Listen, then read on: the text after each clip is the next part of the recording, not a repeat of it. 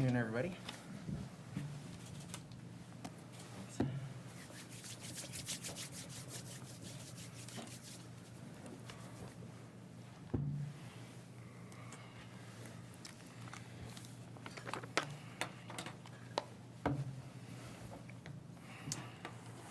You guys good to go? Sounds good. Thanks very much for coming.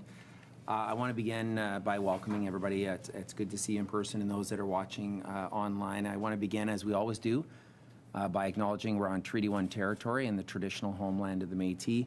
I'm joined by Jay Shaw, Assistant Chief of Emergency Management. He'll have a more substantive update in a few moments, but I want to begin just by, of course, acknowledging today the province of Manitoba has elevated Winnipeg and the Winnipeg region to critical or red on their pandemic response system. Of course, our comments are as a result of that. I want to begin firstly by just speaking directly to frontline workers in our community. I want to speak directly to them on behalf of our family, my council colleagues, and Winnipeggers. And I want to just say thank you. Thank you for all the work that you are doing right now. We know that this is a very difficult time for you. It's no doubt stressful for you and your families. And you are absolutely putting yourself on the front lines of this battle in our community. As you wake up and you go to work each day or each evening, I hope each of you feel inspired by the support and the appreciation from our community as you battle this virus on behalf of all of us. We know it's, and I know it's difficult to put into words, just how much we truly appreciate the work that you're doing. And I want to reiterate my encouragement to each of you to keep up the amazing job that each of you are doing. With today's announcement by the province of Manitoba, now is the time for calm and for compliance. Today's alarming rise in cases is a stark reminder of the role we all have to play in limiting the spread of COVID-19 in our community. In light of today's numbers and added restrictions that have been announced by the province of Manitoba, I'm asking Winnipeggers to redouble your efforts at following those fundamentals. Stay home if you're sick, wash your hands, wear a mask, and watch your distance. As I've mentioned this week, and I'll just reiterate it again today, we know we're going into the Halloween weekend. We've heard Dr. Roussin urge people not to have Halloween parties. Of course, I want to echo those words. I also want to ask parents once again in our city to consider doing something a little different this year. Consider staying home with your children, like our family's going to be doing. We're still debating the movies we're going to watch. We've bought a ton of junk food for our kids and for their dad, and we're just going to be celebrating in a different way this year. Never thought when I ran for office that I'd be at a press conference ever encouraging people not to go out and go door-to-door trick-or-treating, something that is a cherished tradition for our family and something that we really love doing. And I'm looking forward to really having a lot more fun next year. The safest way to ensure we don't see rising cases as a result of Halloween is to simply stay home.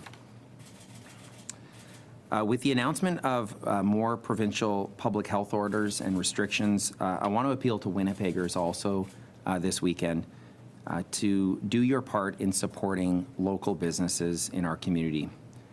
Get takeout, get it as often as you can afford, and support some world-class, incredible local restaurants in our community who are hurting right now. I would also encourage you to support local when it comes to any other industry that you're making a purchase. I'm hopeful that we'll see provincial government announcements in the coming days to announce new funding supports for those affected by these restrictions. One of the things I've heard very clearly from the business community throughout Small Business Week and since is that when the provincial public health orders are announced, it would be great if at the same time when those public health orders are announced that the province has complementary financial support for those affected businesses as a result of provincial public health orders. And so I'm hopeful that the province will consider that with the new restrictions that are being announced today. And I've reiterated that request and consideration earlier today to the Minister of Municipal Relations. Again, just want to remind everybody to stick to those fundamentals. Like I said earlier, now is a time for calm. It's a time for compliance. And if we do that, and we follow the fundamentals, we'll get through this, and we will.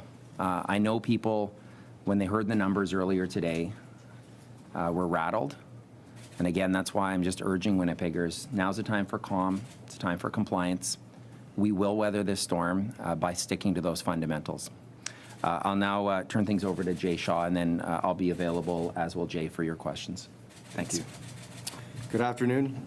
My name is Jay Shaw. I'm the Assistant Chief of Emergency Management. As you are aware, the province of Manitoba has just announced additional COVID restrictions for the City of Winnipeg. As part of our commitment to ensuring the health and safety of our residents and employees, and in consideration of Winnipeg being elevated to critical red in the province of Manitoba's pandemic response system, the City of Winnipeg will be suspending all of its recreation and leisure programs and services starting tomorrow. Also, the City of Winnipeg has made the decision to implement the temporary closures of all city-owned and operated recreation facilities, gyms, indoor pools, arenas, and libraries. These closures will go into effect at the end of day today. A complete list of these facilities is available on the City of Winnipeg's website at winnipeg.ca/COVID-19. However, please note this impacts the following arenas: Bertrand, Billy Moisienko, Century, Charles A. Barber, Charlie Gardner, Iroquois, Maginot Arena, River East, Sam Southern, Sargent Park, and Terry Sawchuk. We will also be closing City Hall Council Building to the public, which means City Hall wedding ceremonies are also being suspended. However, the 311 service counter located in the Susan A. Thompson building will continue to remain open for residents who require it. These restrictions do not have any impacts on the operations of Winnipeg Transit or Winnipeg Transit Plus. We need everyone to remember to wash your hands, wear a mask, and watch your distance. We'll now take your questions from the media. Thank you.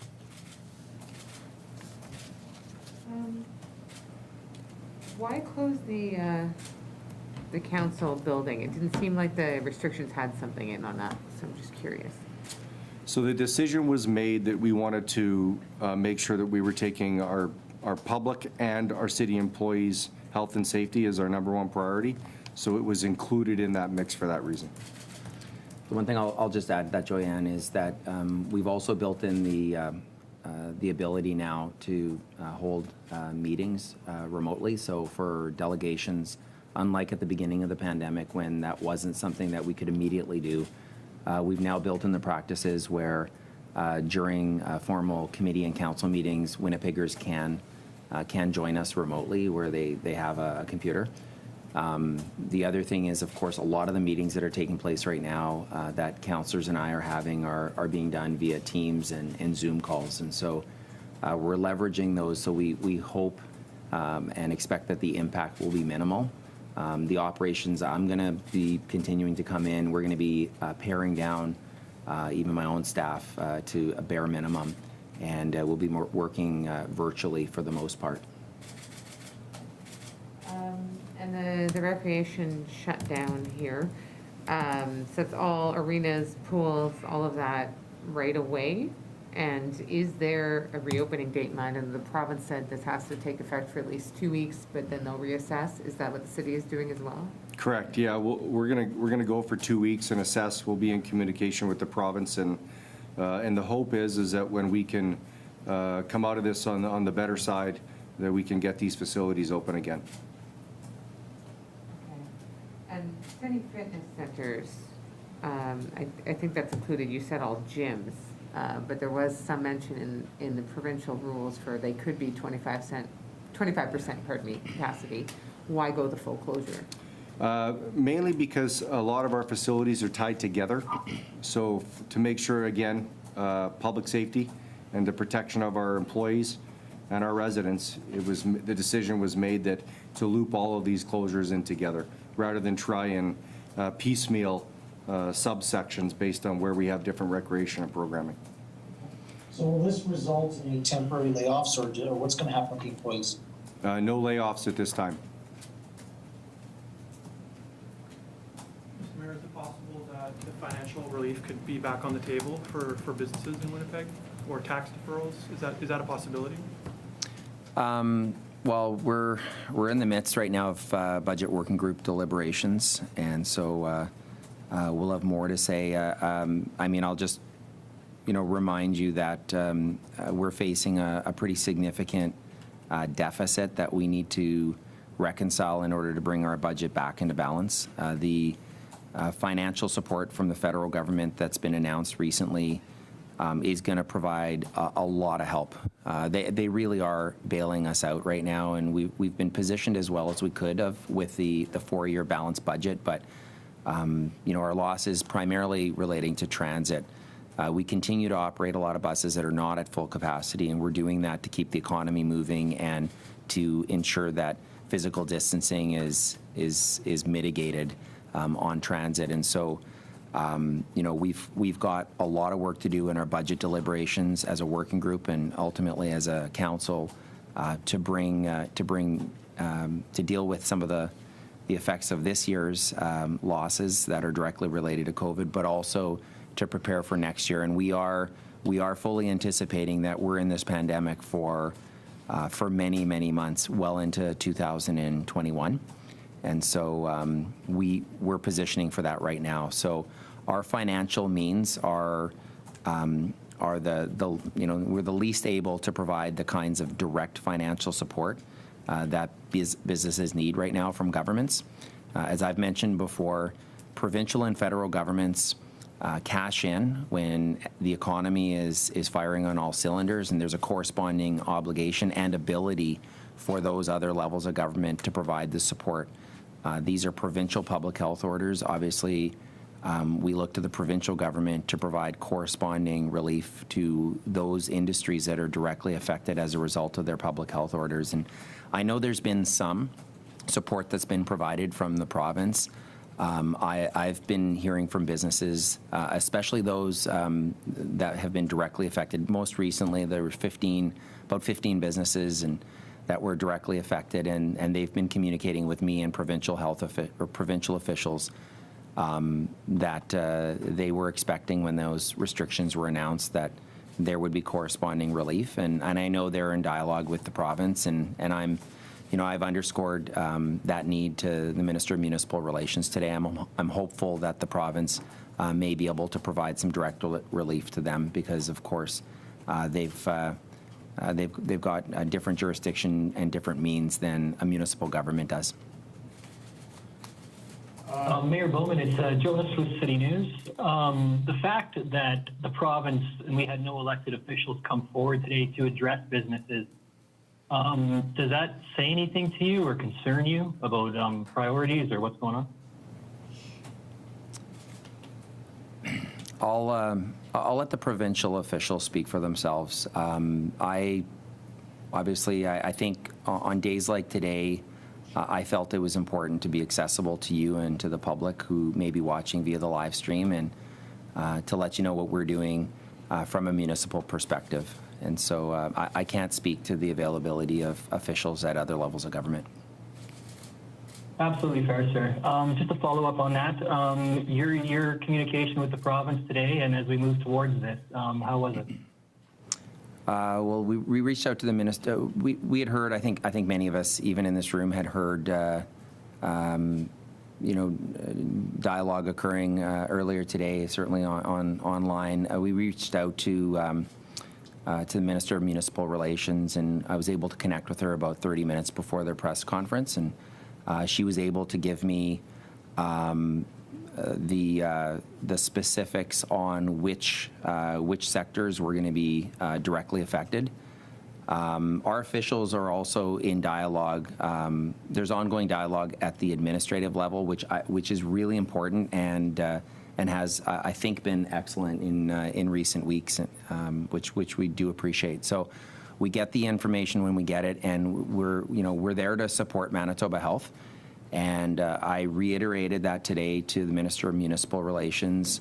And likewise, she communicated that we obviously need to work together right now, and we'll continue to be there to do our part. We're all Manitobans. We all have a role to play, and we're going to continue to do our best at the municipal level to support Manitoba Health and our provincial and federal governments. Jay, are you updated on COVID positive tests among emergency service workers in the city? Yes. Can you tell me the rates among ambulance, paramedic, fire, and police at this moment? I can't. What we're doing right now is we're following the guidance of Manitoba Health. If we have a member of the fire paramedic service or any city department who has contact tracing that says that there is a risk to the public, the city has then announced that information. But right now, we're not releasing information, like many businesses and other levels of government. But rest assured that if there is a reason to be able to inform the public of a risk, we've done that and we will continue to do so. I was made aware that there's a circumstance where an ambulance paramedic's partner had contracted the virus, and contrary to shared health protocols, they weren't sent home to isolate and get a test before returning to work because an evaluation was made that their contact with their partner at work was under mask and therefore limited. Are you aware of the protocol within fire paramedic and what should be the standard? And could you tell me that? So I don't have any specifics on that individual case. I'm not actually aware of that incident. What I can tell you is that fire paramedic service staff and all city employees are wearing masks. And when you wear masks in our communications with Manitoba Health, it significantly reduces the chances and the impacts for contact tracing, as well as the possibility of contracting the virus. So if our employees are wearing masks, it's going to reduce that. And that's the procedures, that our employees are wearing masks in the stations, on calls, different levels of protection. And but I don't have any specifics on that case. So. Okay, so let's just blow up away from the specifics of the case itself, because that's fair, and just say what is the protocol if either a personal partner or a work partner of an EMT contracts the virus. Would that employee be allowed to return to work even though they had not gone through self-isolation and a test? So again, to speak to the specifics, challenging. The general synopsis of what happens with our policy is that there's a situation or an incident. It's reviewed by two levels. First, our public health, occupational health and safety branch, the safety officers involved for that specific department, and then as well with Manitoba Public Health. And they make decisions, and there's so many nuances, Sean, but what I can tell you is that, if required, we're sending people home to self-isolate. If we need to, we take all the safety measures, and we have announced anytime there has been any public risk, so we'll continue to do that.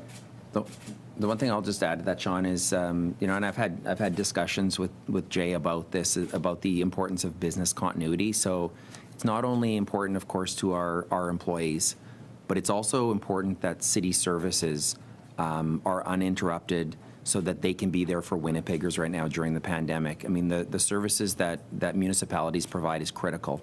We need to make sure that people can continue to move around, that we have safe and clean water, that sewage services is ongoing. So I know in speaking to Jay over many months, the kind of the weight of that responsibility and the dialogue that happens within our human resource areas for business continuity is very, very important, and there's been a lot of good work that's been happening there.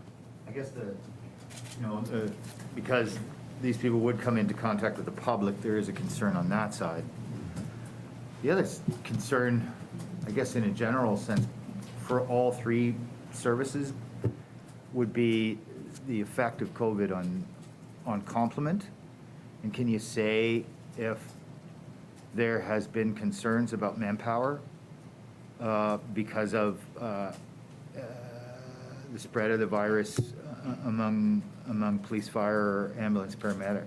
I don't think there's a concern currently in terms of the spread of the virus throughout emergency services. What I will tell you is that there are obvious concerns that if this continues to go where it is, we're going to be in rougher shape. What happens is through all levels of government and businesses, if you start getting a bunch of employees self-isolating, you're going to risk your business continuity and your services. Right now, we're managing. The workload is extremely high. The continuity plans that both Chief Lane and the police chief, Chief Smythe, have in place, as well as all of our other directors, they work with us. They're working, but it is definitely a strain, Sean. We do not allow our employees to come to work sick. If you got a sniffle, you're not coming to work. We do self-screening every single day, and we make sure that our employees aren't coming to work sick. Generally, our labor force, and we see this throughout all levels of government. You got a little tickle in your throat, people suck it up and they come into work, right? You've probably done the same thing too 2 years ago. You got a little cold or something, you're coming in. Because we deal with the general public from an emergency services point of view, that has been absolutely the letter of the law, and we do not cross that line. So it does create situations where there's more sick time, but we're managing right now. When a member of a family is tested positive, has got the virus, does a staff person have to remain at home until? So that all comes back down to that relationship between the public health nurse from the province of Manitoba and the occupational health and safety branch for the city of Winnipeg. I'll give you an example. If you can safely self-isolate away from everyone in your home, there may be an opportunity for you to come to work if everything is being done appropriately. That's really hard to do, though. So for the most cases, I would say that what we're looking at is if you have someone who's positive at home, your family member, the employee, is probably self-isolating or not coming into work. Now that could affect frontline services in terms of people that are already eligible to come in, eligible to work from home. So in some cases, there's no impact there, but in other cases there are. And it's a case-by-case basis. We go through a thorough investigation with our occupational health and safety nurses, and they work with the province of Manitoba to get that information from the contact tracing, and they make decisions. And they always err on the side of caution. Perhaps a little bit of a softer question. Do you concur with Mayor Bowman in his plea to families to stay at home Saturday night and skip the trick-or-treating? Absolutely. Not only that, I think we'll be pulling out the 1984 movie Gremlins at the Shaw household. So we're leaning towards Beetlejuice. But we'll see. You know what? Not only is there COVID is a risk factor right now. I have on occasion, kind of the professional warrior for the city. We've also got a potential for some severe weather this weekend. So I want everyone to stay safe, stay home, follow the message of Manitoba Health, which you heard today was stay home. And let's work towards making sure we can get together in December for all those holidays that are coming up. And let's make sure that we take care of each other, because right now, it's pretty serious. My last question. Go To ahead. jump in if I could. Yeah, go ahead. And then Jay, while I have you, I've got to ask you a non-COVID question. Police released on some WFPS members being threatened by a patient with a machete this morning. Do you have any further details on that or how they're doing? So I did see the report this morning. I have no other further details other than to say that over the last several months and years, we've seen an increase of these types of incidences, and we are always concerned for the safety of our members. And it's sad. It's sad that we're dealing with this more and more. I'm just, in terms of the provincial, a lot of it, you have referred to the province, a lot of the response. There has been some criticism by doctors lately who want stricter lockdown measures to happen earlier, who are really pushing for this. Do you think there are areas where the province made errors in its response, and if so, what are they? I don't think it's the time to start talking about errors right now. What I would like to do is to continue on with collaboration, and I want to save as many lives as possible. When we look at what the projections are for right now, we got a lot of work to do. But there is always opportunity for post-incident analysis. I don't think that's the time right now. We're still in this response. I guess the same question to the mayor, like, do you think there's things we should have done differently? You did mention support for businesses, but other than that, in the actual health response that we're doing? Yeah, no, I mean, look, we, right now, I'll echo what Jay has said, and I've communicated this as recently as a couple hours ago to the Minister of Municipal Relations. I mean, right now, Canadians, Manitobans need to work together, and we all have a role to play. Governments have a role to play to do their best to work together, and Winnipeggers have a role to play in following and complying with public health orders. And so we're going to continue to look for ways that we can be more effective at supporting Manitoba Health. And I have no doubt that you know, when the storm has passed, there'll be lots of time for that analysis of the performance of all three levels of government. What exact? Jay, sorry. You can go ahead. Jay, it's Jonas with City. Sorry, Joanne. Just as far as enforcement moving forward, what has the city been told, and what are you guys preparing for?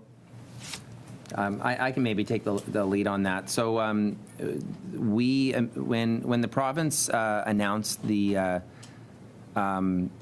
changes that they were making to allow municipalities to enforce provincial public health orders, we immediately reached out to the province of Manitoba to see how we could help, and more importantly, to have some direction from the province on areas that should be really the areas of focus for municipal enforcement of provincial public health orders.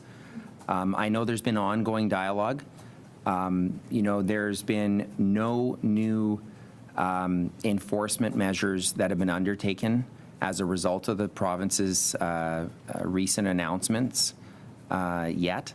I reminded Minister Squires of that earlier today, that we still are awaiting direction from the province of Manitoba on where they would like to see our enforcement measures focused. And when we get that, we will absolutely act on that in a fulsome way.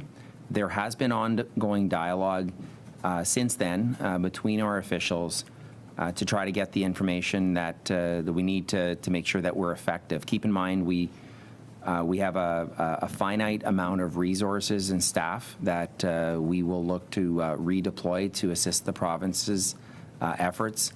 But we continue to await that information, and when we do, we'll begin implementing as quickly as possible. What other levers could the city pull in terms of tightening or restricting or acting on behalf of provincial health orders? So you're talking about, like, what enforcement measures are we contemplating? What other levers can you pull? Are we at sort of the level to which the city has reached its mandated? Well, I think there's maybe, I'll just kind of take two ways of answering that question. The first is on the provincial government's recent announcement that they were giving municipalities the ability to enforce provincial public health orders. On that, they're pretty broad, these public health orders. I mean, all businesses are affected, faith-based organizations.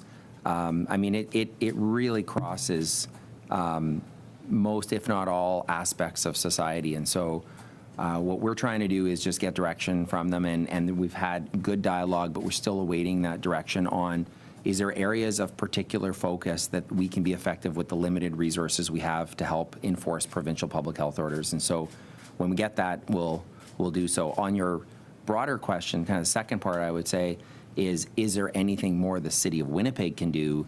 Yeah. We're announcing, today the closure of a lot of facilities much faster than required by the province at the end of today, and in many cases, and tomorrow morning.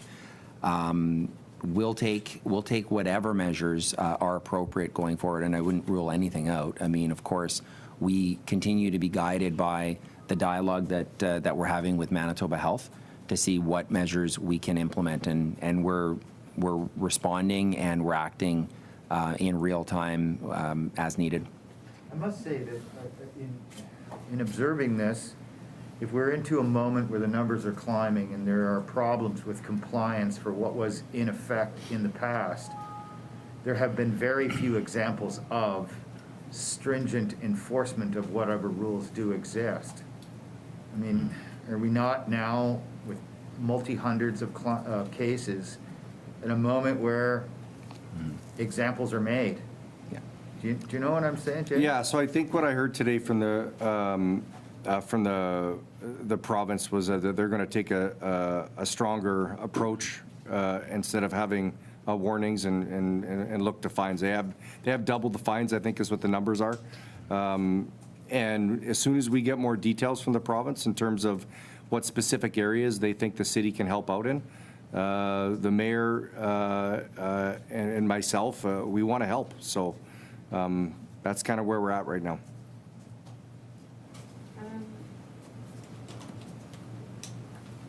For transit, you said no changes to transit. There was a union, the union saying that 3 transit drivers have tested positive for COVID-19. The city should share that info. Is there a reason that wasn't included in all the releases about transit exposures? Because there were a lot of those. Yeah, I don't have any details on those specific incidents. And the comments from the union, I would say, we've worked with them. We want to be collaborative with ATU. And I hope they understand that we have a responsibility to protect all of our city employees and their privacy as well. Yeah, there were some confirmations, though, before. I think there was a public works worker that the city confirmed had been a case, and then also confirmation from WFPS that there were cases there. So I don't totally get how this is different.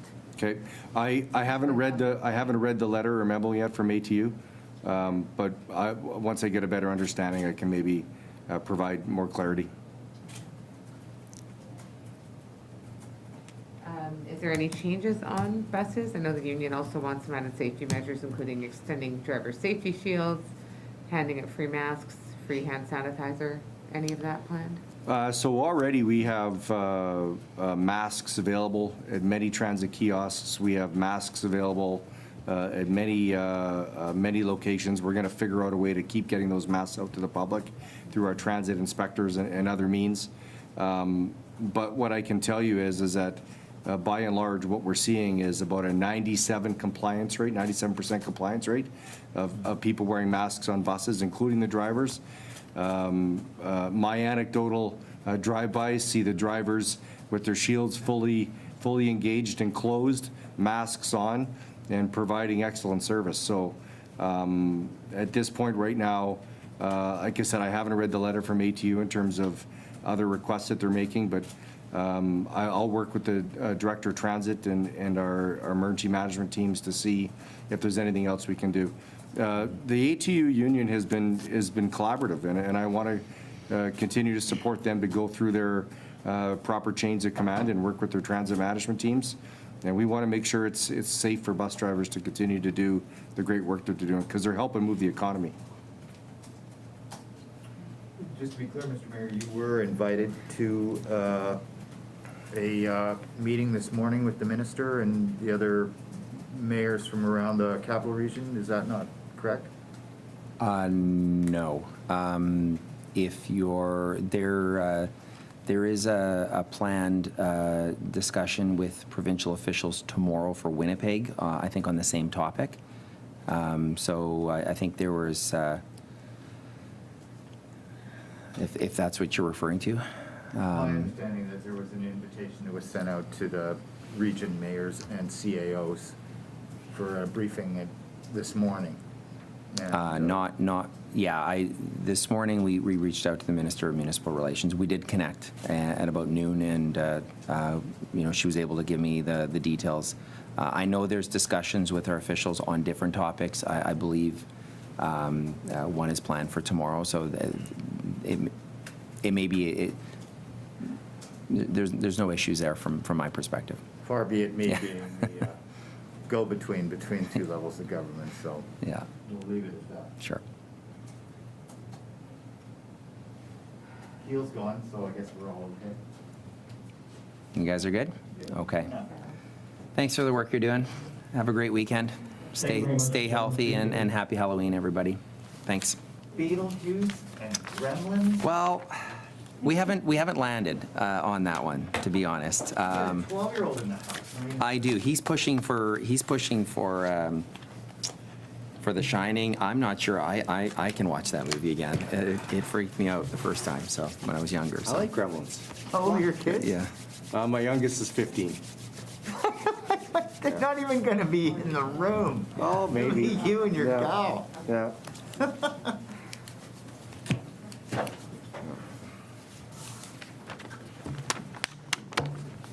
You guys make sure you're taking care of yourselves, eh? This is hard. I've started to see some of the comments from journalists in terms of the stress and stuff too, so make sure you're taking care of yourselves as well. Yeah.